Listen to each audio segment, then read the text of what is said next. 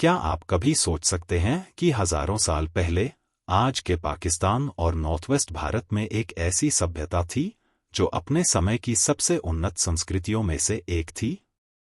हम बात कर रहे हैं सिंधु घाटी सभ्यता की, और इसे इंडस वैली सिविलाइजेशन के नाम से भी जाना जाता है, जो इतिहास के पन्नों में छिपा एक अनोखा अध्याय है। यह सभ्यता केवल अपने विशाल क्षेत्र के लिए नहीं जानी जाती, बल्कि इसके अनोखे शहर, एडवांस्ड ड्रेनेज सिस्टम और रहस्यमय लिपि इसे और भी दिलचस्प बनाते हैं। ऐसे समय में, जब बाकी दुनिया बुनियादी चीजों के लिए संघर्ष कर रही थी, सिंधु घाटी के लोग एक वेल ऑर्गेनाइज्ड, एडवांस्ड सोसाइटी का हिस्सा थे। आज हम इस वीडियो में इस सभ्यता के रहस्यों को खोलने की कोशिश करेंगे, उसकी उन्नत तकनीक से लेकर उसके शानदार शहरों तक, और उस लिपि तक जिसे आज तक कोई नहीं पढ़ सका। कल्पना कीजिए एक विशाल, उपजाऊ मैदान की, जिसे सिंधु नदी और उसकी सहायक नदियां सींचती थी।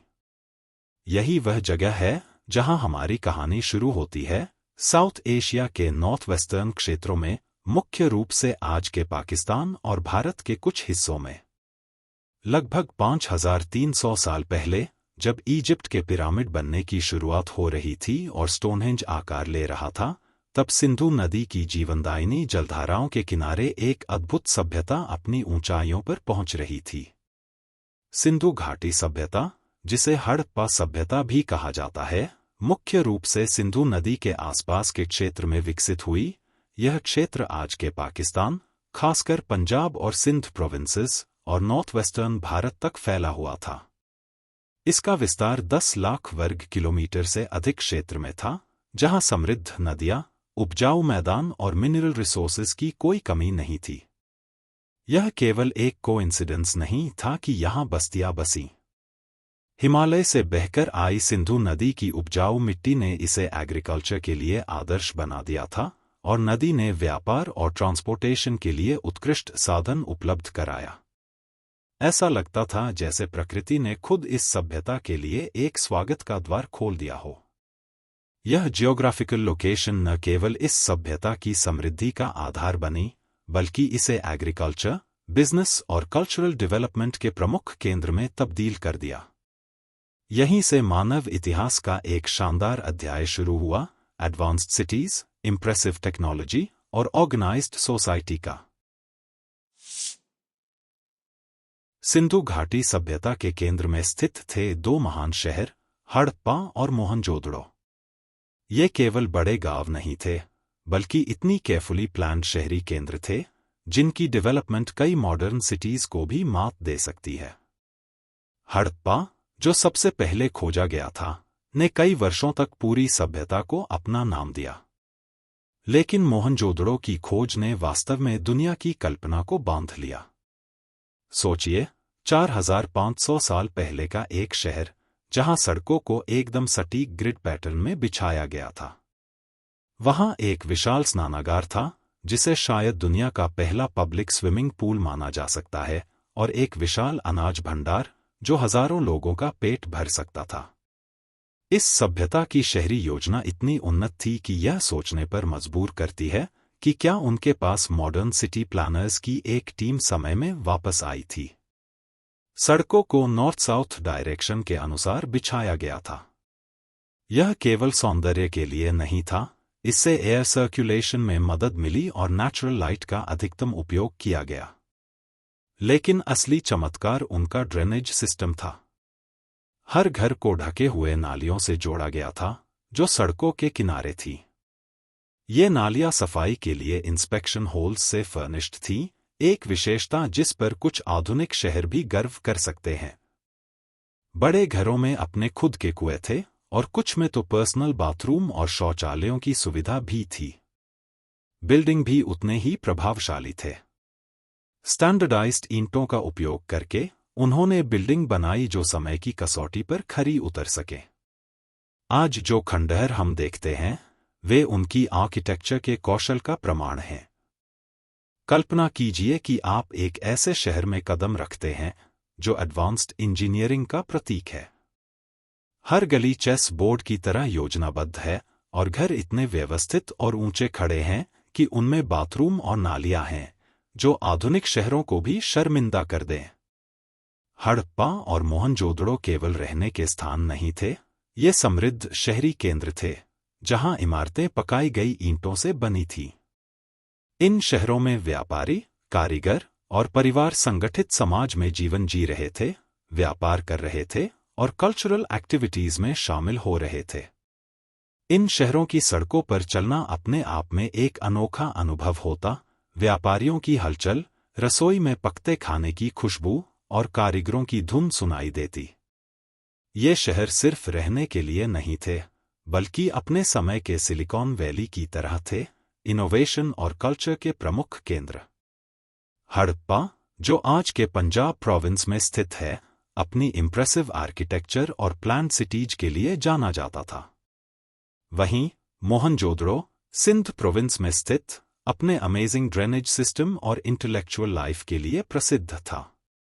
ये जुड़वां शहर मानवता के डेवलपमेंट के यूनिक उदाहरण थे, जहां समृद्धि, व्यवस्था और कल्चरल डेवलपमेंट ने एक नई ऊंचाई छू ली थी। सिंधु घाटी सभ्यता के सबसे फैसिनेटिंग रहस्यों में से एक इसकी लेखन प्रणाली है।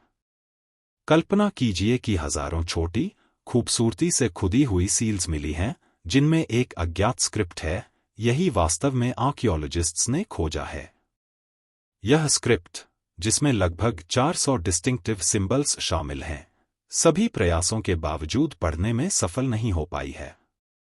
यह ऐसा है जैसे सभ्यता ने हमें एक ट्रेजर मैप छोड़ा हो, लेकिन हम अब भी इंस्ट्रक्शंस पढ़ने में असमर्थ हैं। ये सील्स, जो पॉसिबली ट्रेड में इस्तेमाल होती थीं, विभिन्न प्रकार के जानवरों, मिथिकल क्रीचर्स और जटिल पैटर्न्स के साथ साथ इस रहस्यमय स्क्रिप्ट को दर्शाती हैं। इस स्क्रिप्ट में कौन से रहस्य छिपे हैं? Religious texts, poetry, shopping lists. यह रहस्य रिसर्चर्स और हिस्ट्री एंथुसियास्ट्स की कल्पना को उत्तेजित करता है और यह सवाल बार बार उभरता है, क्या हम कभी भी इस लिपि को पढ़ने में सक्षम हो सकेंगे?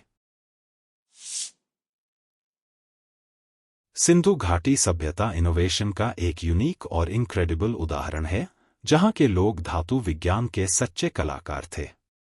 कॉपर, ब्रॉन्ज, टिन और शीशे से बने उनके उपकरण और हथियार केवल कार्यक्षमता में ही नहीं, बल्कि खूबसूरती में भी बेजोड़ थे। उन्होंने व्यापार के लिए एक ऐसी वजन और मेजरमेंट सिस्टम विकसित की, जिसमें छोटे चूने के पत्थर के क्यूब्स इतनी सटीकता से तराशे गए थे कि उनकी भिन्नता केवल माइक्रोग्राम में मापी जाती थी। यह टेक्निकल स्किल्स वास्तव में अभूतपूर्व था। उनकी मिट्टी के बर्तन एक्सेप्शनल क्वालिटी के थे, जो जटिल और मनोहारी डिजाइनों से सजाए गए थे। इसके अलावा उन्होंने गहनों और सजावटी वस्तुओं के लिए फाइंस, एक कांच जैसे सामग्री बनाने की तकनीक विकसित की, जो आज के उच्चतम मानकों को भी चुनौती देती है। जल प्रबंधन के क्षेत्र में उनकी हाइड्रोलिक इंजीनियरिंग तो असाधारण थी, जिसमें विशाल जलाशय, सीढ़ीदार कुएं और अत्याधुनिक डॉकयार्ड स्ट्रक्चर्स शामिल थी। कला और कारीगरी में वे कुशल कारीगर थे, जो न केवल खूबसूरत बर्तन और बेजोड़ गहने बनाते थे, बल्कि जटिल डिजाइन वाले मनके भी तैयार करते थे।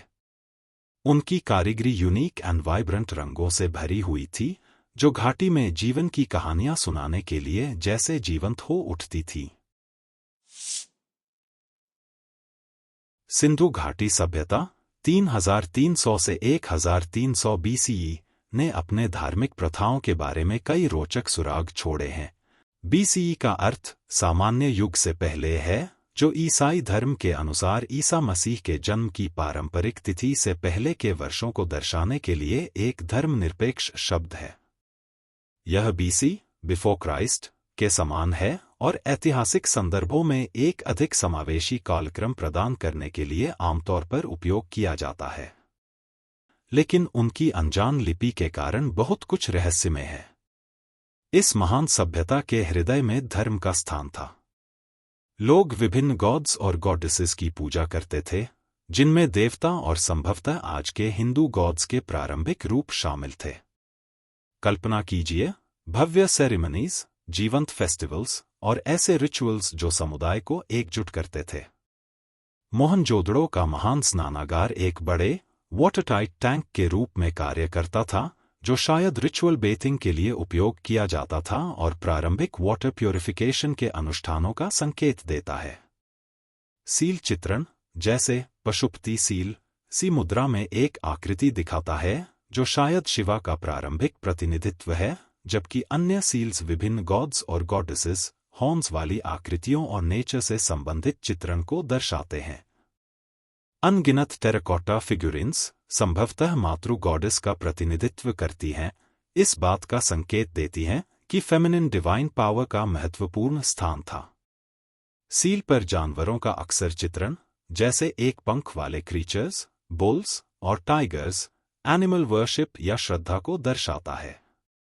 इसके अलावा सील पर ट्रीज या प्लांट्स जैसी वस्तुओं की पूजा करने वाली आकृतियां भी दिखती हैं, जो नेचर बेस्ड स्पिरिचुअल प्रैक्टिसेस का संकेत देती हैं। हालांकि इस महान सभ्यता में बड़े टेम्पल्स की अनुपस्थिति है, अन्य एंशियंट कल्चर्स की तुलना में यहाँ क्रिमेशन और बेरियल दोनों प्रथाएं थीं, जिसमें बेरियल अधिक सामान्य था। इस सबके बीच सिंधु घाटी की धार्मिक जीवन शैली में एनिमल सिंबलिज्म, वाटर प्यूरिफिकेशन के रिचुअल्स और योगा जैसी मुद्राएं शामिल थीं, जो शायद बाद के इंडियन रिलीजन्स से जुड़ी थीं। सिंधु घाटी एक समृद्ध कल्चर, स्पिरिचुअलिटी और यूनिटी की एक अद्भुत तस्वीर थी, जिसका रहस्य आज भी स्कॉलर्स और हिस्ट्री लवर्स को मोहित करता है। सिंधु घाटी सभ्यता के हरे भरे मैदानों में लोग फसलों की भरपूर खेती कर रहे थे, गेहूं, जौ और दुनिया का पहला कपास। कल्पना कीजिए, किसान उपजाऊ खेतों में मेहनत कर रहे हैं, हजारों लोगों का पेट भरने के लिए भरपूर फसलें काट रहे हैं। एग्रीकल्चर न केवल उनकी अर्थव्यवस्था की रीढ़ थी, बल्कि यह उनके समाज का आधार भी थी। आर्थिक दृष्टिकोण से सिंधु घाटी सभ्यता की अर्थव्यवस्था उसके उन्नत शहरों के समान ही विकसित थी। यह केवल कृषि पर निर्भर नहीं थी, बल्कि उनका व्यापार नेटवर्क वास्तव में उन्हें यूनिक बनाता था। एविडेंस बताते हैं कि उनके व्यापार संबंध मेसोपोटामिया, इराक की एक प्राचीन सभ्यता, अफगानिस्तान और शायद यहां तक कि इजिप्ट तक फैले हुए थे। कल्पना कीजिए कि सिंधु घाटी के व्यापारी पर्शियन गल्फ के रास्ते सेलिंग कर रहे हैं, उनके जहाजों में बारीकी से तराशे गए पत्थर के मनके, उत्कृष्ट कपास के वस्त्र और विदेशी लकड़ी भरी हुई है। यह व्यापार केवल वस्तुओं का आदान प्रदान नहीं, बल्कि संस्कृति और ज्ञान का भी आदान प्रदान था। उन्होंने व्यापार के लिए आवश्यक एक समान वजन और मेजरमेंट सिस्टम भी बनाया। ये वजन एक बाइनरी सिस्टम का पालन करते थे, जो एक मैथमेटिकल सोफिस्टिकेशन को दर्शाता है, जो हमारे डिजिटल युग में भी उपयुक्त होती है।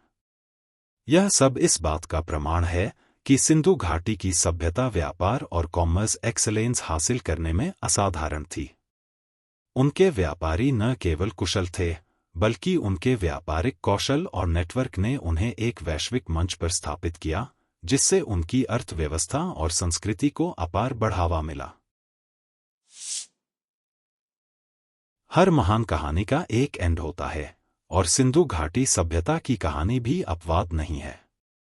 लेकिन इस एंशियंट कल्चर का अंत, बाकी की तरह, एक गहरे रहस्य में छिपा हुआ है। लगभग 1900 BCE में, बिफोर कॉमन एरा, यह रिमार्केबल सिविलाइजेशन, जो कभी फ्लरिश कर रही थी, धीरे धीरे डिक्लाइन होने लगी। लेकिन इस डिक्लाइन का कारण क्या था? क्या यह क्लाइमेट चेंज, रिवर्स के बहाव में बदलाव, या एक्सटर्नल इन्वेडर्स के कारण था? इमेजिन कीजिए, एक समय की बसलिंग स्ट्रीट्स अब शांत हो गई हैं, महान सिटीज समय की रेत में खो गए हैं। उनके पतन का मिस्ट्री हिस्टोरियंस और आर्कियोलॉजिस्ट्स को उलझन में डालता है, जो हमें अनआंसर्ड क्वेश्चंस के साथ छोड़ता है और हमारी क्यूरियोसिटी को हमेशा के लिए जगाता है। कुछ थ्योरीज एनवायरनमेंटल फैक्टर्स की ओर इशारा करती हैं। शायद इंडस रिवर के फ्लो में बदलाव, संभवतः टेक्टोनिक एक्टिविटी के कारण, उनकी एग्रीकल्चरल सिस्टम को प्रभावित कर दिया।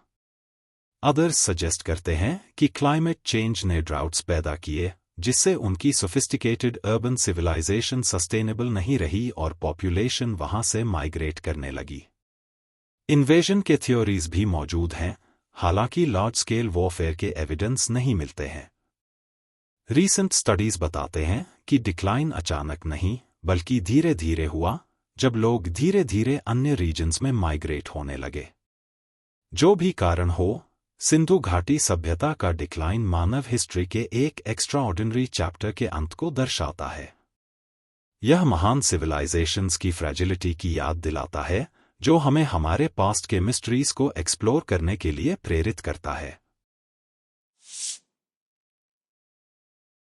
हालांकि शहर चुप हो गए, लेकिन सिंधु घाटी सभ्यता की लेगेसी आज भी जीवित है। उनकी एग्रीकल्चरल प्रैक्टिसेस न केवल बाद की साउथ एशियन कल्चर्स में जारी रहीं, बल्कि विकसित भी हुईं। उनके द्वारा स्थापित सटीक वेट्स और मेजर्स प्रणाली ने भविष्य की ट्रेड सिस्टम्स के लिए नींव तैयार की। कुछ स्कॉलर्स का मानना है कि बाद की इंडियन सिविलाइजेशंस की कई कल्चरल और रिलीजियस प्रैक्टिसेस की जड़ें सिंधु घाटी से जुड़ी हो सकती हैं। प्रसिद्ध पशुपति मुहर, जिसमें एक योग जैसी मुद्रा में बैठे व्यक्ति का चित्रण है, बाद के हिंदू ट्रेडिशंस के साथ संभावित संबंधों की ओर इशारा करता है। व्यापक दृष्टिकोण से सिंधु घाटी सभ्यता ह्यूमन इंजेन्युइटी और अर्बन लिविंग की संभावनाओं का एक चमकदार प्रमाण है। यह दर्शाता है कि प्राचीन समय में भी लोग एडवांस्ड और वेल ऑर्गेनाइज्ड सोसाइटीज बनाने में सक्षम थे, जहां पब्लिक हेल्थ और अर्बन प्लानिंग को प्राथमिकता दी जाती थी। जैसे जैसे हम इस रिमार्केबल सिविलाइजेशन के बारे में और अधिक जानकारी प्राप्त करते हैं, कौन जानता है कि हमें और क्या नए रहस्यों का पता चलेगा। सिंधु घाटी की कहानी अभी समाप्त नहीं हुई है। यह एक ऐसा मिस्ट्री है जो निरंतर अनफोल्ड हो रहा है और अपनी एंशिएंट वंडर्स से नई जनरेशंस को मंत्रमुग्ध कर रहा है।